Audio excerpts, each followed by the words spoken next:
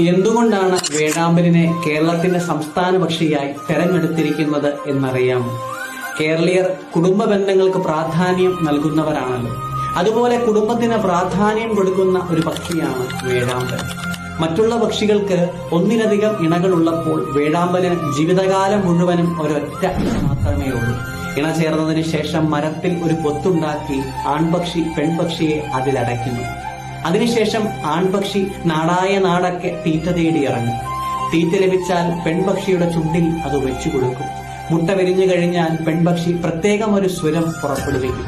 ഉടനെ തന്നെ ആ ശബ്ദം കേട്ട് അമ്മയും കുഞ്ഞുങ്ങളും ആൺപക്ഷി സ്വതന്ത്രരാകും. ഇനിയാണ് കഥയുടെ ട്വിസ്റ്റ്.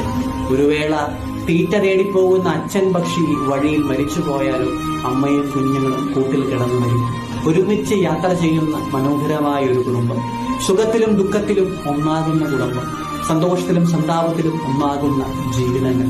പ്രകൃതി പോലും നമ്മെ എന്താണ് നിഷ്കളങ്കമായ സ്നേഹമെന്ന് പഠിപ്പിക്കുന്നുണ്ട്.